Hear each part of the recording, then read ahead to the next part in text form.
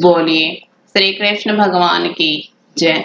मैं आप सभी को ये बताना चाहती हूँ कि हमारे दो चैनल और भी हैं, मधुर भजन और आरती के लिए मन राखियो और डेली जनरल नॉलेज के क्वेश्चंस के लिए learning by doing.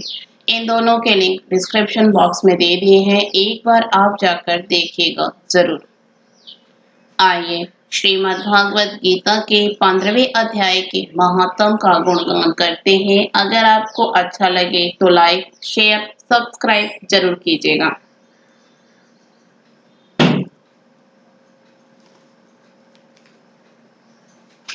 Shri Mahadev जी कहते हैं, पार्वती अब गीता के 15वें अध्याय का महात्म्य सुनो। गौड़ देश में कृणाशान नर सिंह नामक एक राजा था, जिनकी तलवार की धार से युद्ध में देवता भी परास्त हो जाते थे। उनका बुद्धिमान सेनापति शस्त्र और शास्त्र की कलाओं का भंडार था। उसका नाम था सर भमेरुंड। उसकी भुजाओं में प्रचंड बल था। एक समय उस पापी ने राजकुमारों सहित महाराज का वध करके स्वयं ही राज्य करने का विचार किया। इस निश्चय के कुछ ही दिनों बाद वह हैजे का शिकार होकर मर गया। थोड़े समय में वह पापात्मा अपने पूर्व कर्म के कारण सिंधु देश में एक तेजस्वी घोड़ा हुआ। उसका पेट सटा हुआ था। घोड़े के लक्षणों का ठीक ठीक ज्ञान रखने वाले किसी वैश्य के पुत्र ने बहुत सा मूल्य देकर उस अश्व को खरीद लिया और यत्न के साथ उसे राजधानी तक वह ले आया। वैश्य कुमार वह अश्व राजा को देने को लाया था। यद्यपि राजा उस वैश्य कुमार से परिचित थे, तथापि द्वारपाल ने जाकर उसके आगमन की सूचना दी। राजा ने पूछा, किस लिए आए हो? तब उसने स्पष्ट शब्दों में उत्तर दिया, देव, सिंधु देश में एक उत्तम लक्षणों से संपन्न अश्व था, जिसे तीनों लोगों का एक रत्न समझकर मैंने बहुत सा मूल्य देकर खरीद लिया है। राजा ने आज्ञा दी, उस अश्व को यहाँ ले आओ। वास्तव में वह घोड़ा गुणों में उच्च शर्वा के समान था। सुंदर रूप का तो मानो घर ही था। शुभ लक्षणों का समुद्र जान पड़ता था। वैश्य घोड़ा ले आया और राजा ने उसे देखा। अश्व का लक्षण जानने वाले अमात्यों ने इसकी बड़ी प्रशंसा की। सुनकर राजा अपार आनंद में निमग्न हो गए और उन्होंने वैश्य को मुंह-मांगा स्वर्ण देकर तुरंत ही उस अश्व को खरीद लिया। कुछ दिनों के बाद एक समय राजा शिकार खेलने के लिए उत्सुक हो उसी घोड़े पर चढ़कर वन में गए। वहां मृगों के पीछे इन्होंने अपना घोड़ा बढ़ाया।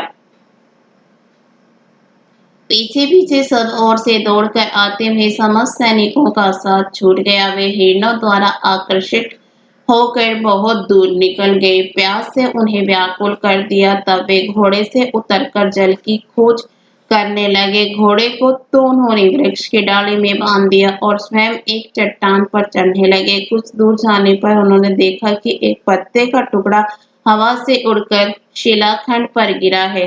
उसमें गीता के 15वें अध्याय का आधा श्लोक लिखा हुआ था।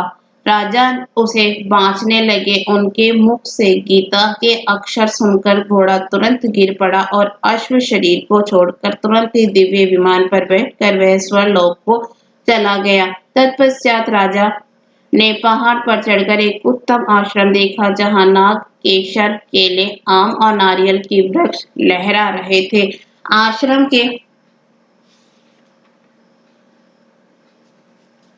भीतर एक ब्राह्मण बैठे हुए थे, जो संसार की वासनाओं से मुक्त थे। राजा ने उन्हें प्रणाम करके बड़ी भक्ति के साथ पूछा, ब्राह्मण, मेरा अश्व जो अभी अभी स्वर्ग को चला गया है, उसमें क्या कारण है? राजा की बात सुनकर त्रिकालदर्शी मंत्र वेता एवं महापुरुषों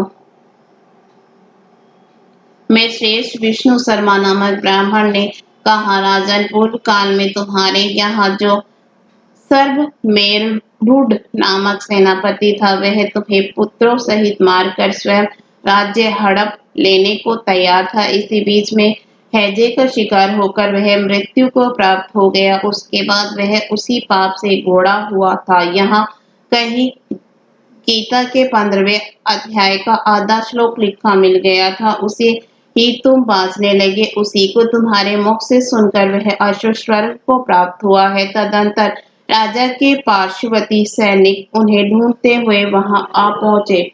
उन सब के साथ ब्राह्मण को प्रणाम करके राजा प्रसन्नता पूर्वक वहां से चले और गीता के 15वें अध्याय के श्लोकाक्षरों से अंकित उसी पत्र को बाज-बाज कर प्रसन्न होने लगे। उनके नेत्र हर्ष से खिल उठे थे। घर आकर उन्होंने मंत्रवेत्ता मंत्रियों के साथ अपने पुत्र सिंहबल को राज सिंहासन पर अभिषिक्त किया और स्वयं 15वें अध्याय के जप से विरुद्ध विशुद्ध चित्त होकर मोक्ष प्राप्त किया।